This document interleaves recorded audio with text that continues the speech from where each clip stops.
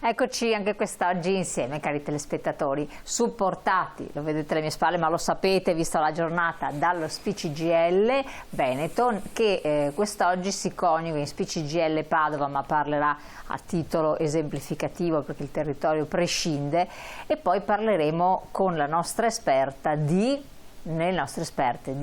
parleremo di pensioni di invalidità, parleremo di tutti gli aiuti che possono essere dati alle persone che hanno dei problemi. Adesso capirete meglio. È una questione abbastanza complessa ma anche semplice. Semplice perché ci sono dei dati di fatto che vengono accertati, che vengono valutati. Complessa perché come sempre le cose necessitano di un iter, di una certa burocrazia, di procedure che devono essere seguite. Ma per questo c'è il sindacato, perché allora voi vi recate agli sportelli più idonei, che adesso vi verranno spiegati, e potete assolvere a queste incombenze senza commettere errori e ritardi, perché ci sono anche dei termini abbastanza categorici. Allora, chi c'è con noi quest'oggi? Ben ritrovata Antonella Franceschin, segretaria SPCGL Padova. Buongiorno a tutti. Ecco, ben ritrovata. Ben ritrovata Ivana Fogo del Dipartimento Sociosanitario dello SPCGL del Veneto. Grazie. Buongiorno. Anche a lei.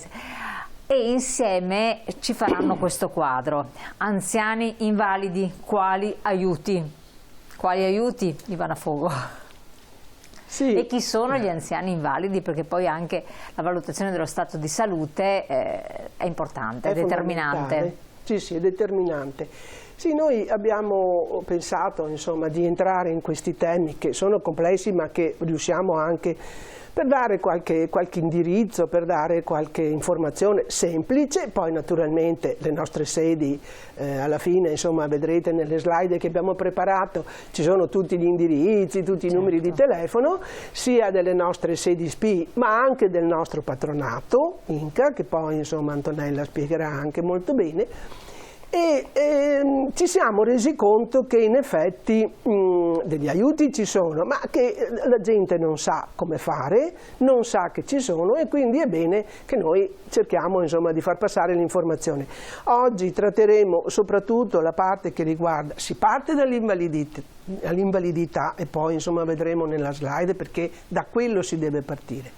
Poi vediamo, ci sono oggi in particolare, insomma, poi è quello di parlare dell'indennità di accompagnamento, pensioni di invalidità, ma faremo anche una trasmissione futura, insomma, dove parleremo dell'impegnativa di cura domiciliare, che è un altro fronte e che spesso la gente non sa che esiste, oppure pensano che magari hanno l'indennità di accompagnamento e allora non hanno diritto all'altra impegnativa di assistenza domiciliare, se hanno di cura domiciliare, se hanno una persona non autosufficiente a domicilio. Ecco. In realtà le due indennità si possono sommare, ma insomma adesso vogliamo trattarle uno alla volta. La cosa importante che lei ha detto è che le persone non sanno, certo. Perché si dà ovviamente per scontato che se una persona versa in certo stato, fatto un iter, venga automaticamente dato tutto quello che può essere dato. Non è così. Non è così. Noi abbiamo una campagna che chiamiamo la campagna dei diritti inespressi, e cioè ci sono tutta una serie di aiuti, c'è una rete anche di servizi, sia insomma, per quanto riguarda l'assistenza, ma anche per esempio per dei diritti che l'INPS potrebbe dare, per degli aiuti. Però noi li chiamiamo diritti inespressi perché l'INPS non ti manda a casa una letterina e neanche l'ULS, devi essere tu, il cittadino, che deve essere informato e che chiede. Su richiesta certo che vengono dati, per cui in questo senso noi abbiamo pensato insomma, di fare questi incontri di informazione per dire al cittadino insomma, ci sono questi aiuti, non riesci, noi ci siamo ecco, nel fornire le informazioni. E infatti vedrete nelle nostre slide, io partirei insomma, subito col dire che la cosa fondamentale è la valutazione dello stato di salute. Quindi vediamo il primo schema. Sì, questa è, ecco, facciamo velocissimi perché non voglio che Antonella proprio parli. La valutazione dello stato di salute e quindi la valutazione e la relativa certificazione di uno stato di invalidità, che può essere di vario tipo, no? Con percentuali anche diverse. E qui ci troviamo, e ci sono 3 tipologie di problemi di salute, li vedete qui ben descritti. Sono nella parte più scura, praticamente problemi di salute legati all'attività lavorativa, ecco. Quelli generici e quelli assicurati, con soggetti assicurati l'INPS. Sì, allora noi le abbiamo messe perché è giusto che l'informazione sia completa, però quello di cui ci occuperemo oggi è quella centrale, ed è i problemi di salute generici, dove l'ente preposto è l'ULSS, che fa la valutazione medica, e per l'erogazione economica c'è l'INPS. Abbiamo lasciato però anche indicato l'INAIL, che è quello che riguarda soprattutto le invalidità e le patologie che ritroviamo negli ambienti di lavoro, la diciamo molto semplice per capire, oppure l'altra che è anche quella un'invalidità pensionabile e che riguarda i problemi di salute generici però in soggetti che provengono dal mondo del lavoro, quindi assicurati dall'INPS. Queste sono le 3 grandi fonti, diciamo. Noi però ci occupiamo della centrale.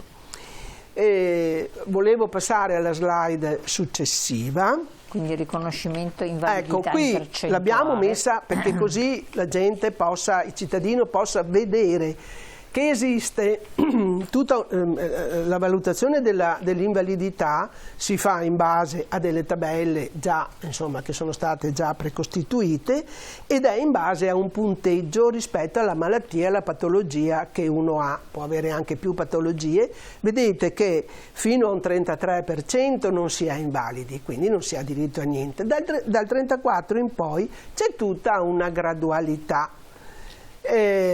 Diciamo che quello di cui insomma noi trattiamo soprattutto insomma oggi è quell'invalidità, e la tratteremo anche in futuro quando parleremo di impegnativa di cura domiciliare, è l'invalidità che va dal 67% al 100%, perché lì dentro è proprio una non autosufficienza e ci sono anche, si ha diritto anche a alcuni aiuti proprio economici, mentre nella prima parte questo non sempre c'è, o sono altri insomma gli interventi che si possono fare. Ecco. Quindi non entriamo nello specifico di ogni percentuale, ma è proprio per far capire come qui sta la complessità, ma anche in fondo l'elemento di tutela ed eventualmente di aiuto. Ecco. Io davvero mi fermerei qui per la mia... E allora passiamo subito al riconoscimento dell'invalidità civile, che entra proprio nello specifico. Vediamo di spiegarlo. Ecco, questo discorso dell'invalidità delle percentuali, per chiedere, perché è una cosa che magari può interessare molti, è una valutazione oggettiva. E quindi tanto qui quanto a Catanzaro, quanto a Padova, Verona, Treviso è la stessa, perché ci sono dei parametri obiettivi che vengono presi in considerazione, o potrebbe variare? Perché poi entrano anche in gioco a volte in parallelo delle assicurazioni, no? Che alcuni possono fare.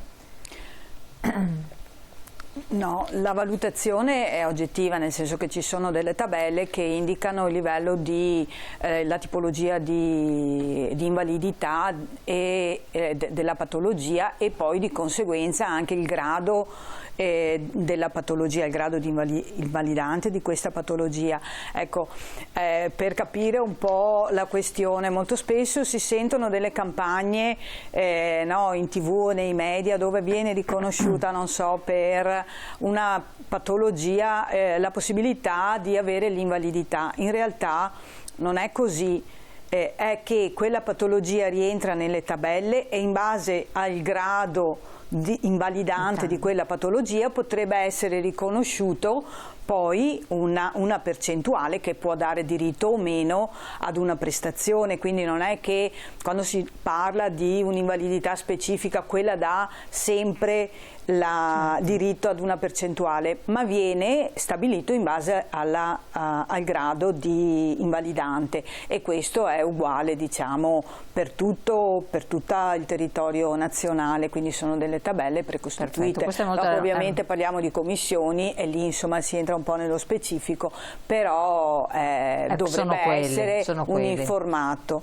Esatto. Allora, il riconoscimento dell'invalidità civile che cos'è? Ok, il riconoscimento dell'invalidità civile appunto è riconoscere un grado di invalidità determinato da una specifica patologia, possono essere anche più patologie. E la valutazione è complessiva, a differenza dell'INAIL che si possono sommare le varie patologie, no? il grado invalidante di ogni patologia, qui viene fatto sempre una valutazione complessiva, quindi viene tenuto conto dell'intero stato di salute. Innanzitutto diciamo che la domanda può essere fatta a partire dal neonato fino all'anziano, al grande anziano, quindi riguarda tutta la popolazione, e poi appunto viene determinato in base alla tipologia di invalidità. Legata al riconoscimento dell'invalidità c'è anche lo stato di handicap. Questo riconosce, Ecco qua, quindi vediamo nella parte destra, quindi c'è invalidità, cecità civile, sordità civile, handicap e disabilità. Esatto, mentre cecità e sordità comunque sono domande che vanno avanti, diciamo, per una patologia specifica. L'handicap, la disabilità non posso avere il riconoscimento se prima non ho fatto una valutazione dell'invalidità, perché in base al grado poi e alla percentuale posso avere riconoscimento della legge 68, che è quella del collocamento mirato per chi è in forza lavoro, oppure l'handicap, che è uno stato, un ulteriore riconoscimento di stato di invalidità che però dà dei benefici che sono più riferiti alla vita sociale, non so, che possono essere i permessi, la legge 104, no? Certo, sentiamo parlare di questi elementi. Ecco. Per quanto riguarda, vabbè, la cecità può essere fatta nel momento in cui una persona perde un grado importante di vista.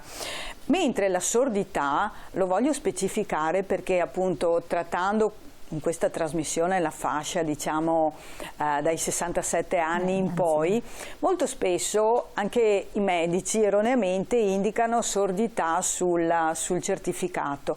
In realtà la sordità viene determinata tale quando insorge prima dei 12 anni di età e si parla di sordità totale.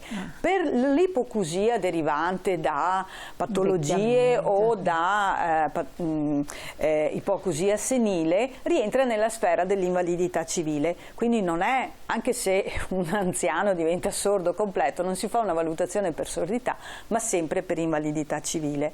E rispetto alla tabella che abbiamo visto prima, anche se non raggiungo un grado importante che poi mi dia riconoscimento ad una prestazione anche economica, già a partire dal 46% posso avere delle esenzioni per l'acquisto delle protesi.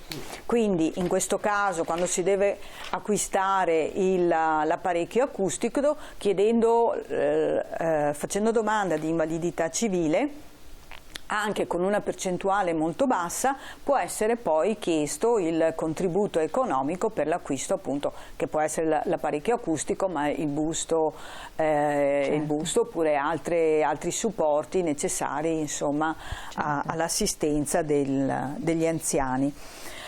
Allora, come si chiede l'invalidità civile? Quindi il certificato sostanzialmente. Il certificato, allora partiamo da questo. Innanzitutto è necessario avere un certificato medico che viene redatto solitamente dal medico di base, che è un medico certificatore, ma non solo. Noi come patronato, il nostro medico legale è un medico certificatore, per cui assistiamo anche l'utenza da questo punto di vista. Eventualmente si può chiedere anche l'assistenza di un patronato anche per redare il certificato necessario alla domanda di invalidità. Ovviamente deve essere supportato da documentazione sanitaria, possibilmente recente, non superiore ai 6 mesi. Sempre per la fascia anziana molto spesso non si hanno patologie che determinano un'invalidità, ma c'è un deconimento cognitivo o fisico. In questo caso bisogna avere una relazione geriatrica recente per poter poi dare possibilità alla Commissione di fare una valutazione che sia corretta. Quindi sempre di base si parte con una prescrizione, no, bisogna che sia valutato lo stato, certo, prima con visite specialistiche, poi il medico reda il certificato indicando appunto i dati anagrafici che sono essenziali e compilando poi le varie parti. Quindi le patologie e il tipo di infermità. È importante che la compilazione sia precisa e puntuale, perché poi la commissione molto spesso si rifà a quello che scrive il medico. Vediamo certificati anche molto scarni, suggerirei insomma di essere più dettagliati, appunto perché poi difficilmente stanno lì a scartabellare, no, quando sono alle visite medico-legali, insomma diventa un po', diciamo che tutto aiuta se è presentato in modo completo e corretto. Ecco. E poi il medico di base invia, o il medico certificatore invia il certificato, ma questo non significa che la domanda è stata presentata. Molto spesso le persone vengono al patronato con un certificato scaduto, il certificato poi lo vediamo ha una validità di 3 mesi, perché pensano che l'invio telematico del medico sia, diciamo, la richiesta effettiva. Invece bisogna poi inoltrare un'ulteriore domanda attraverso i patronati oppure attraverso il cassetto del cittadino, se è in possesso dello SPID e può accedere al proprio dello SPID o degli altri strumenti che ti consentono. Allora facciamo così, questo è un altro step importante, perché altrimenti siamo arrivati alla prima fase, medico dà questo certificato compilato, che il medico lo invia. Esatto. Attenzione, non finisce tutto qui, c'è un'altra fase, quindi dovete prestarci attenzione per forza. Abbiamo la pubblicità, io vi aspetto tra pochissimi secondi, sempre sul canale 19.